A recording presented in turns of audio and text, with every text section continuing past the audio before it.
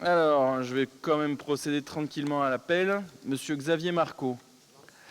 Monsieur Claude Avril est présent, je le vois s'approchant. Je suis présent. Monsieur Paget est présent. Monsieur Christophe René Duval. Monsieur Thierry Vermeil. Madame Béatrice Réor. Monsieur Fenouille. Alexandra Cambon. Corinne Martin. Xavier Moureau, qui a donné pouvoir à Nicolas Paget. Christelle Jablonski, qui a donné pouvoir à Corinne Martin. Céline Kramer, qui a donné pouvoir à Claude Avril. Claudine Maffre, madame. Fanny Lozin-Jeudi, bonjour. Monsieur Jean-Pierre Blairon. Monsieur Bernard Vaton. Vous m'avez mis Fabienne Aloui, mais elle a démissionné. Monsieur Vaton, oui, il est là. Madame Carole Normani, pardon. Monsieur Biscara. Madame Georges-André Fleury. Monsieur Martial Kesta. Madame Sandrine Clise. Monsieur Denis Brunet. Madame Annie Landrin qui a donné pouvoir à Valérie Andrès. Monsieur Claude Bourgeois. Madame Céline Benex qui donnera pouvoir à Catherine Gaspa à partir de 17h30. Monsieur Pierre Marquesto. On aura peut-être fini. Madame Joëlle Eckmayer. Madame Valérie Andrès. Madame Marie-France Laureau. Monsieur Patrice Dupont. Monsieur Jonathan Argenson. Monsieur Jean-Pierre Pazero. Madame Marcel Arsac. Madame Catherine Gaspa. Monsieur Denis Sabon qui a donné pouvoir à Monsieur Jonathan Argenson. Madame Marie-Thérèse Galmard. Et c'est bon, le quorum est atteint. Donc je vous propose de désigner comme secrétaire de séance Madame Céline Benex, comme ce matin. Est-ce que vous êtes d'accord? Oui, c'est bon? Pas de difficulté. Alors, il est porté à votre connaissance une note d'information relative à la mise à disposition des agents de la ville d'Orange auprès de la communauté de communes du Pays Réuni d'Orange. Vous avez été destinataire de la liste des dernières décisions prises par le président et le bureau sur délégation du Conseil. Est-ce qu'il y a des remarques, chers collègues? Non, pas de remarques. Alors, approbation du procès-verbal du 19 décembre 2022. Vous avez été destinataire du PV sommaire de la séance du 19 décembre 2022. Est-ce qu'il y a des remarques? Non, pas de remarques. On passe au vote.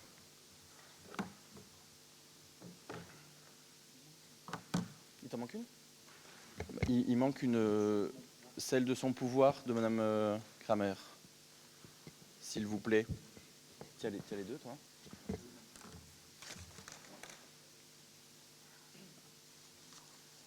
Madame Martin, est-ce que vous avez bien les deux? Oh, si c'est bon, il n'y a que Claude qui a été oublié.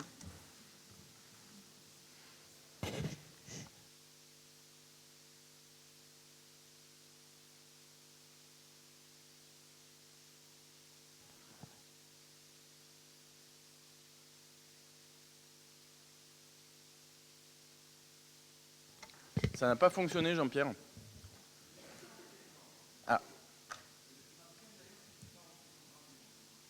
Ah, c'est comme ce matin? Ah, que dit le service juridique?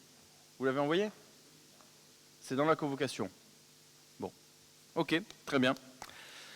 On est bon. Vous n'avez pas envoyé la convocation? Si? Est-ce que vous pourriez transmettre la preuve de la convocation et de la transmission de l'ordre du jour à M. Pazero, M. Cavaillès, s'il vous plaît? Bis repetita non placent. Et oui, tout à fait, tout à fait. Non, mais complètement. Alors, on est bon. Alors, 37 votants, 36 votes, 29 exprimés, 29 pour, 7 abstentions. Le dossier est doté, je vous en remercie. Dossier numéro 1, désignation des représentants au conseil d'administration des collèges et lycées sur le territoire de la ville d'Orange. Donc je vous lis la liste. Pour le lycée de l'Arc, Céline Benex. Pour le lycée de l'Argençol, Pierre Marquesto. Pour le LEP Aristide Briand, Marcel Arsac. Pour le lycée vitivinicole, Xavier Marco. Pour le collège Barbara Hendrix, Joël Eckmayer. Pour le collège Jean Giono, Denis Sabon. Et pour le collège Arosio, Catherine Gaspa. Est-ce qu'il y a des questions? Oui, Madame Normani. Oui, bonjour à tous. J'aurais souhaité poser ma candidature pour le conseil d'administration du lycée viticole, étant donné que je suis ingénieure agronome et œnologue et que ces sujets m'intéressent particulièrement. Je pensais que ma candidature fait sens. On peut faire un scrutin de liste ou pas? Oui, ça va. Oui, je sais, ça va pas. Non, oui. Voilà. Je ne peux pas venir en plus me rajouter, c'est pas possible. Non, on a droit qu'à un poste par, mais on ouvre votre candidature à la candidature. Et on va procéder au vote par liste, du coup. Vous voulez qu'on reporte après? Non, on peut le faire maintenant? Un petit peu de temps? Ouais, vous êtes toutes excusées. Les affaires orangeoises.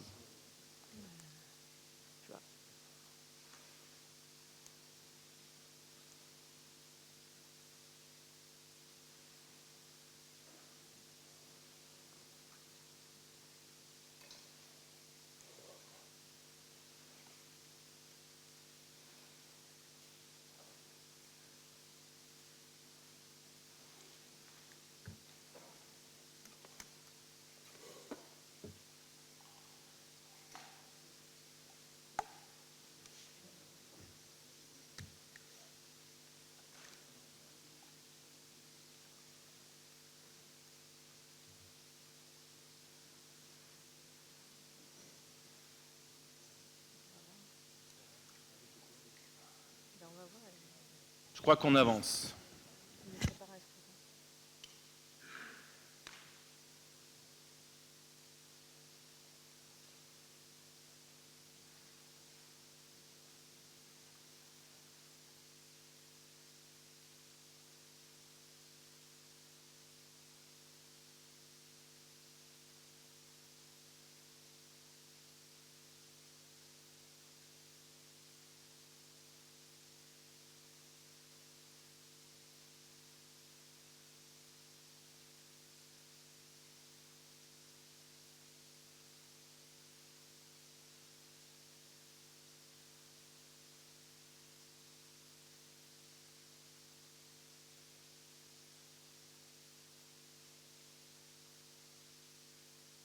Alors, donc on fait un vote spécial juste pour le lycée vitivinicole, qui sera intégré, je suppose, dans la délibération in fine, c'est ça? D'accord, ok.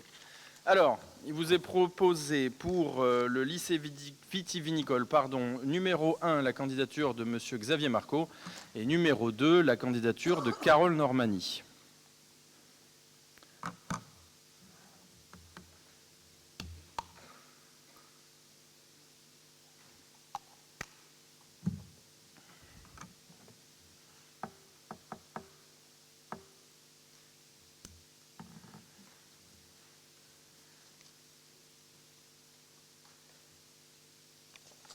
C'est à toi après?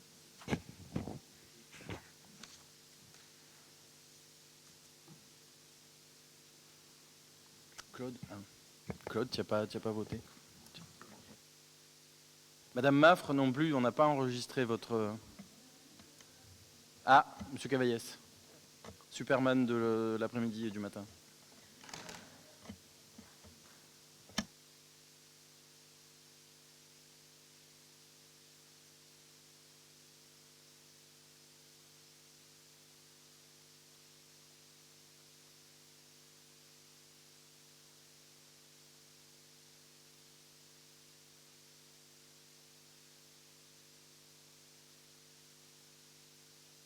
Alors, 37 votants, 36 votes, 35 exprimés, 27 pour Xavier Marco, élu à 77,1%. Félicitations, Monsieur Marco. Et donc, du coup, ça vaut pour les autres ou... Et là, on refait le vote pour les autres. Ok. Est-ce qu'il y a d'autres désirs de participation aux autres Non? Bon, d'accord, je vois que ma proposition n'emporte pas.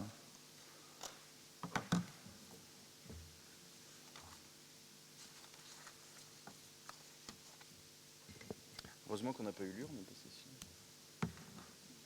Ah, putain, la vache.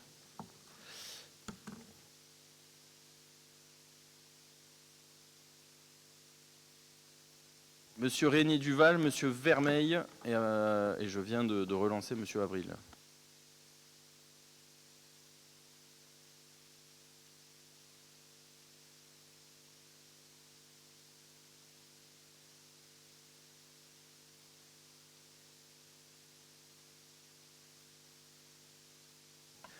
Alors, 37 votants, 36 votes, 30 exprimés, 29 pour, 1 contre, 6 abstentions. Le dossier est adopté. Je vous en remercie. Dossier suivant, monsieur le Premier vice-président. Merci, bonjour à toutes et à tous. Le dossier suivant concerne le budget annexe gestion des déchets. Comme vous le savez, nous avons transféré cette compétence sur un budget annexe. À ce titre-là, tout ce qui concerne la gestion des déchets doit être rattaché à ce budget annexe. Et il en va de même pour les emprunts. Nous avons 2 emprunts qui sont rattachés au budget principal qui concernent les déchets. Un emprunt qui concerne l'acquisition de bacs, un emprunt qui concerne l'acquisition de colonnes. Et donc, il vous est proposé de transférer ces 2 emprunts à compter à date effet 1er janvier 2022 au budget annexe gestion des déchets. Est-ce qu'il y a des questions? Oui, Madame Normani. Oui, comme je l'ai déjà demandé à M. Paget en commission, nous souhaiterions avoir la copie des factures de l'achat des containers à ordures ménagères et de l'achat des colonnes de tri sélectif, s'il vous plaît.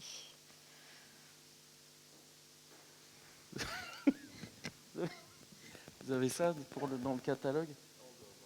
Allez, on est fou. C'est tout bon? Ça fera un joli papier peint. Est-ce qu'il y a d'autres questions? Non? Allez, on passe au vote.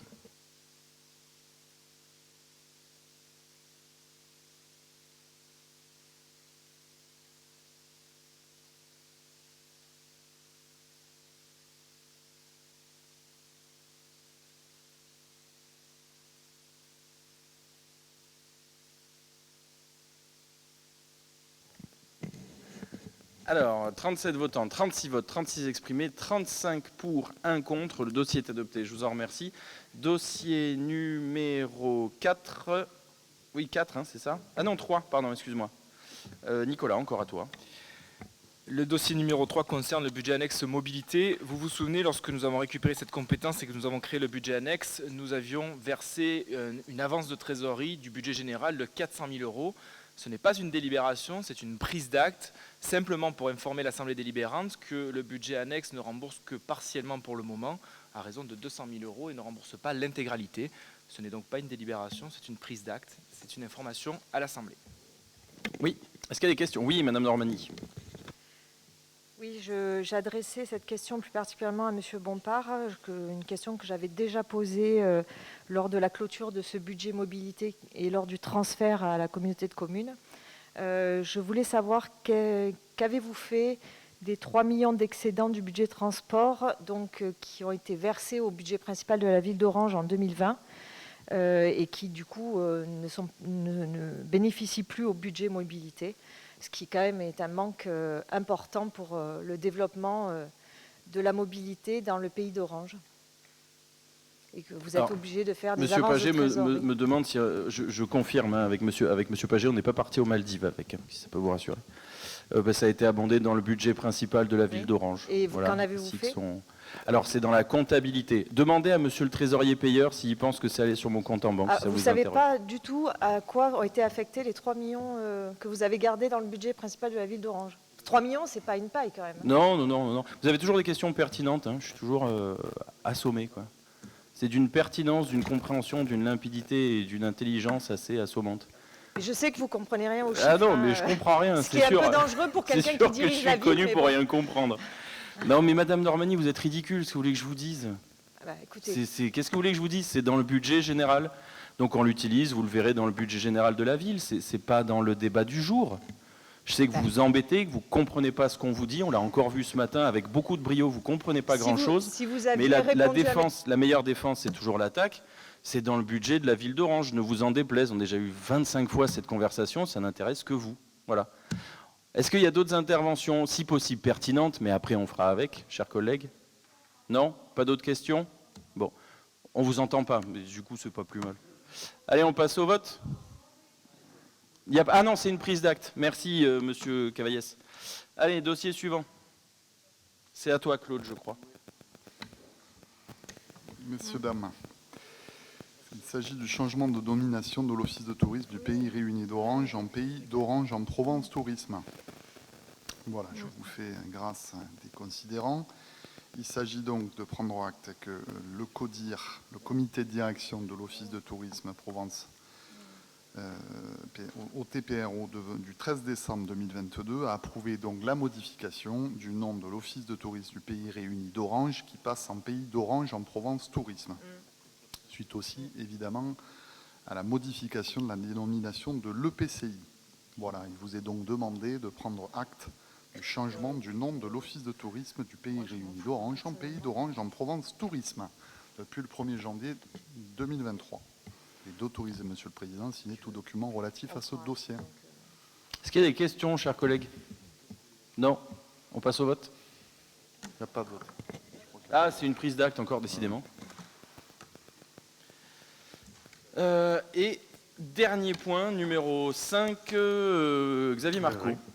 Oui, Président.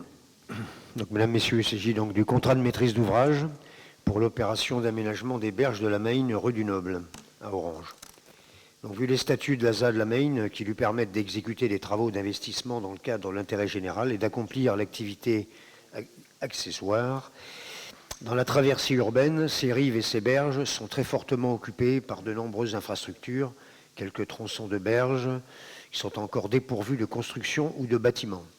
Aujourd'hui, l'état de ces berges s'est fortement dégradé suite aux crues et pluies de l'automne dernier, en particulier des 1er et 9 novembre. L'érosion de ces berges est particulièrement active à plusieurs endroits, et en particulier pour les éléments de voirie et de réseaux qui sont donc déstabilisés. Certains ont déjà basculé dans le cours d'eau, bon, ils ont été enlevés depuis, bien sûr. L'exposition au risque d'érosion des éléments de voirie et le risque de basculement dans le lit sont bien donc réels si une crue se produisait à nouveau. Donc les circulations automobiles et piétonnes se trouvent donc aujourd'hui menacées.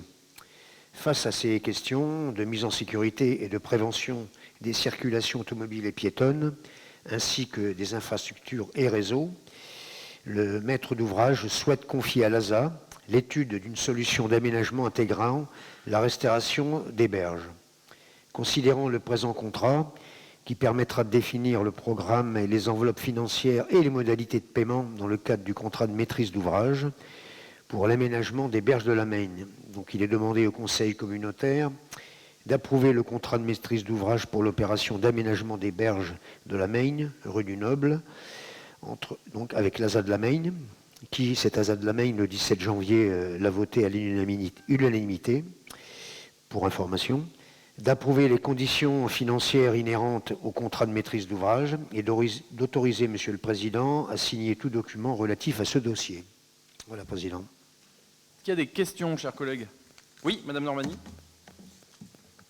Oui, alors, Monsieur Marco, j'aurais souhaité avoir un peu plus de détails si vous les avez. Hein. Je ne sais pas si vous avez déjà avancé sur l'objectif des travaux, parce qu'en fait, il y a une partie, d'après ce que j'ai compris, alors peut-être je me trompe, c'est la partie qui est donc visible de la rue, qui donne directement sur la rue.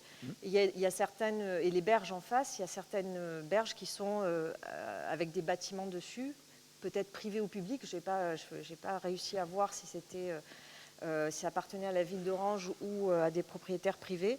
Et je voulais savoir dans ce cas comment étaient agencés les travaux, parce que si on fait des travaux sur une berge, forcément ça va impliquer une action sur la berge d'en face, du fait du mouvement du cours d'eau. Et du coup, je voulais savoir comment vous alliez prendre en compte peut-être des dégradations éventuelles des berges sur des voies privées qui vont être induites, et puis aussi comprendre comment, plus généralement, dans l'ensemble, parce que c'est a priori, j'avais compris d'après la réunion publique qu'il y a eu à ce sujet, qu'il y avait vraiment des gens qui étaient dans des difficultés dramatiques, puisqu'ils ont été expulsés, que des bâtiments menacent de s'effondrer, donc notamment dans le quartier Mosaïque. Donc je voulais savoir en fait quelles étaient les actions engagées par rapport aux propriétaires privés pour qu'il y ait une concertation et qu'il y ait des travaux entrepris avant qu'on en arrive à des extrémités où le bâtiment est prêt à s'effondrer en fait.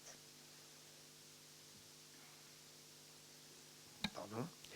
Donc pour vous répondre, Mme Normani, donc c'est un long dossier qui date d'une dizaine d'années maintenant, qui avait été mis en suspens pour des raisons justement de la berge que vous évoquez, rive gauche, avec un certain nombre de bâtiments privés, qui ont des soucis. C'est pas le Mosaïque encore, fort heureusement, mais on a eu plusieurs éboulements, vous le savez. D'ailleurs, on le constate encore, certains sont encore dans le lit de la rivière, qui ont été enlevés, si on peut dire, partiellement.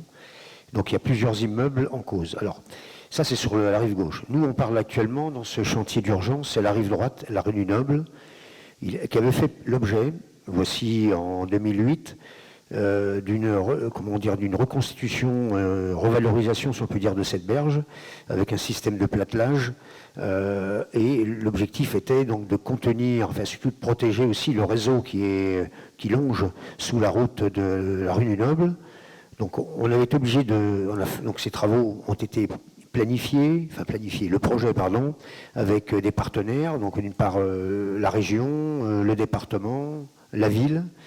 Et tout ça, on l'a suspendu, on va dire, à partir de 2015-2016, quand il y a eu les premières procédures, rive gauche, où un bâtiment se lézardait, donc il y a eu des témoins qui ont été posés, enfin, etc., etc. Et de ce fait, avec la ZAD-Lamein, on s'est dit, on va attendre un petit peu que ces problèmes se résolvent. Et l'année suivante, il y a eu l'effondrement dont vous parlez, le mosaïque, mais beaucoup plus en aval, dans le quartier de la Raïs, où là, effectivement, il y a eu une catastrophe. Ceci dit, on n'en est pas à ce niveau-là quand même, puisque la berge du côté rive gauche existe encore, où elle était renforcée à hauteur du parking Aubanel. Bon, sur ce niveau-là, il n'y a pas de souci. Après, effectivement, les bâtiments privés qu'il y a le long sur la rive gauche, où certains privés ont même mis des terrasses non déclarées, etc., dont certaines sont tombées encore dernièrement au mois de décembre dans la rivière, en portant un arbre d'ailleurs. Bon, et aussi une partie des canalisations d'assainissement. Donc c'est en cours de règlement, bien sûr, heureusement. Donc ça, on parle bien dans ce projet, si on peut dire, dont je viens de présenter, c'est la rive droite. La rive droite, pour remettre en l'état tout ce linéaire, c'est pas très grand, il y a 120 mètres en maxi. Ceci dit, on est obligé de se conformer à la réglementation des cours d'eau, donc on dépend de la DDT. Un dossier a été envoyé le 22 décembre à Madame la préfète, et on a eu la réponse vendredi, vous voyez, donc ça a mis un certain temps à répondre, sachant qu'ils ont accueilli réception le 3 janvier. Et pour répondre, la DDT, Service des eaux, nous ont répondu vendredi, en nous disant qu'il fallait, même s'il y a urgence, lancer une procédure réglementaire, loi sur l'eau, pour la protection soit des frayères et de la biodiversité qu'il peut y avoir sur ce linéaire de la rive droite, qui est effectivement naturel, ou presque. Et donc, on va être obligé de mettre en œuvre cette procédure. Donc, au lieu d'attaquer les travaux comme on le comptait en mars-avril, une fois que les coups d'eau de l'hiver seront passés, parce qu'il faudra quand même que la rivière soit basse pour pouvoir travailler. Donc je pense que ça va nous faire retarder un peu le projet. Ceci dit, il faut le lancer. Maintenant, on peut l'attaquer. Pourquoi? Parce que du côté rive gauche, ce qui devait s'écrouler s'est déjà écroulé. Et ce sont donc des propriétaires privés, je dis bien, qui n'ont pas toujours fait le nécessaire pour entretenir soit leur fondation ou qui ont créé eux-mêmes des terrasses non déclarées. Voilà. Donc ici, il y a donc 3 propriétaires successifs qui sont sur ces dossiers de mise en péril, si on peut dire, voilà, réglementairement d'ailleurs. Voilà. Et donc, nous, il faut continuer d'avancer. On ne va plus attendre. Il faut qu'on fasse vraiment cette rive droite, parce que ça met quand même le mouvement des voitures, des piétons, et également tout ce qui est assainissement, eau, réseau, tout ce qui passe en enterré le long de cette rive droite. Donc on doit sauvegarder ça rapidement. Bon, le rapidement se prendra peut-être encore 6 mois, puisqu'il faut faire ces enquêtes obligatoires de biodiversité dans le cadre de la loi sur l'eau. On les effectuera, on ne peut pas faire autrement. Voilà où nous en sommes. Voilà, Président. Et Madame Normani. Oui. Oui, effectivement. Alors merci, mon colonel, pour le descriptif exhaustif.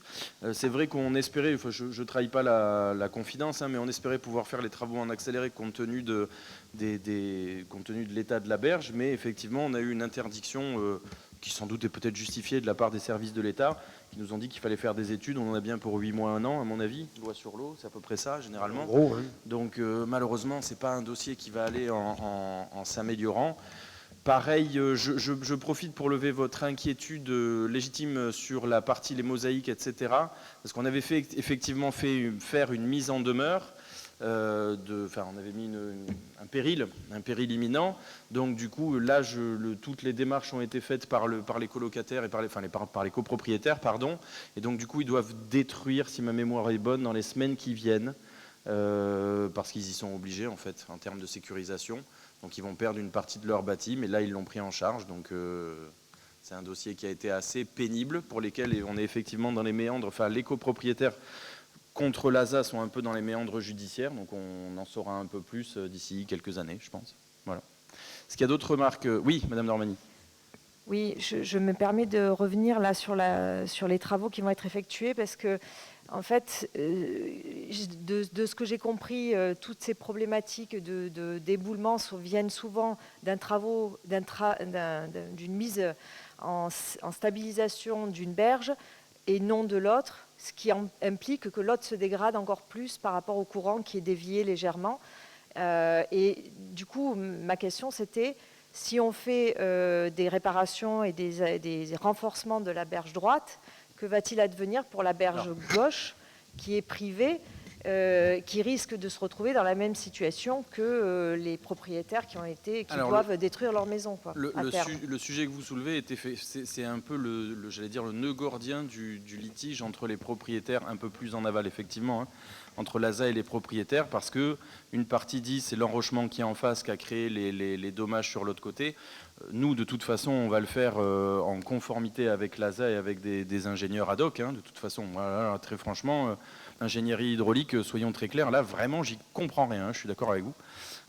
Donc, du coup, on le fera. Et vous l'avez vu, c'est des choses qui sont extrêmement encadrées. Le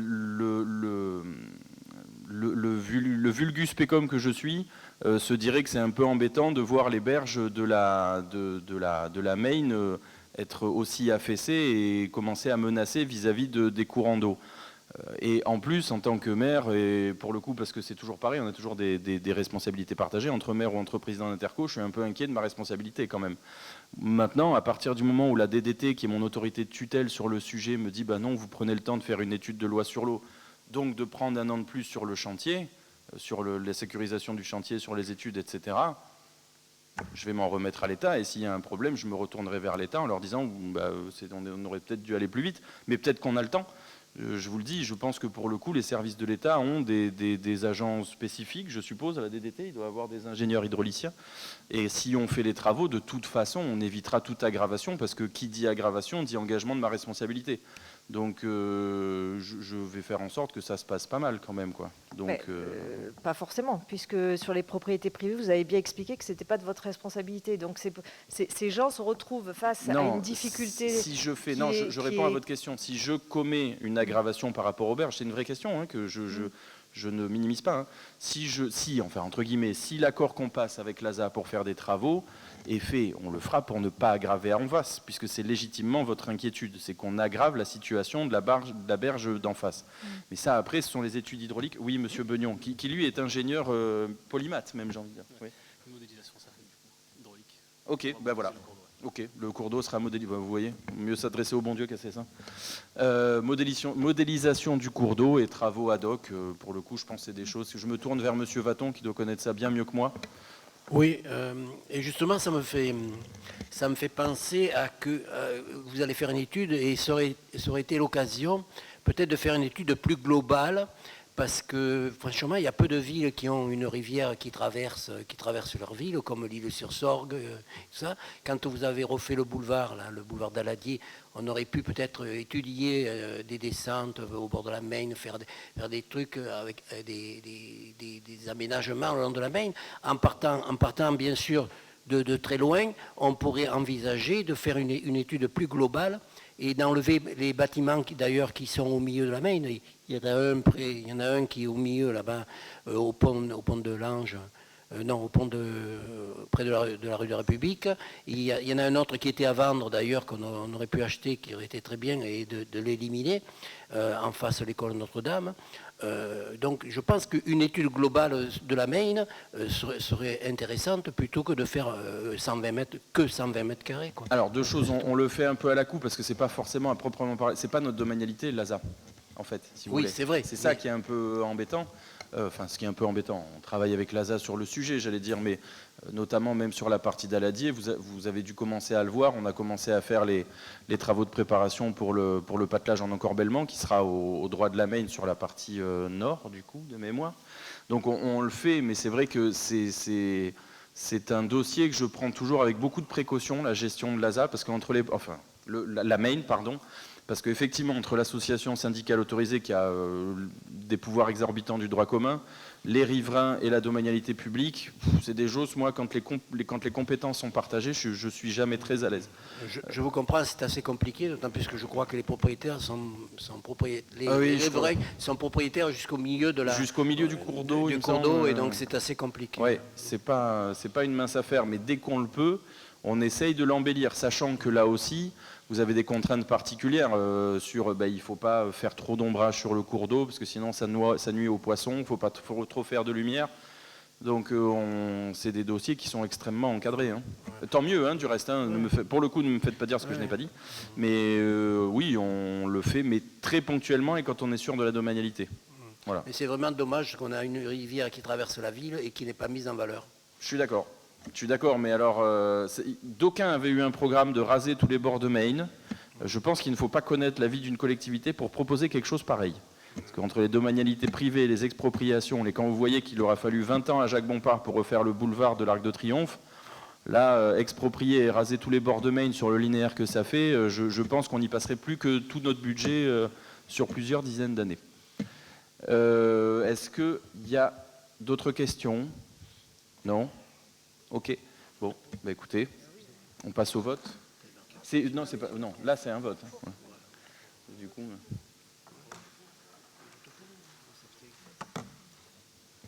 Oui, parce que tu as pareil. On vote pour. Non, Ouais, il faut une convention. Ils nous ont dit répondre. Monsieur Vaton, vous êtes expert en la matière et vous votez. Ah ben voilà, c'est bon. Ok, merci. Alors, 37 votants, 36 votes, 35 exprimés, 35 pour une abstention. Le dossier est adopté, je vous en remercie. Et je crois que c'est la fin de la séance, chers collègues. Merci beaucoup pour votre patience.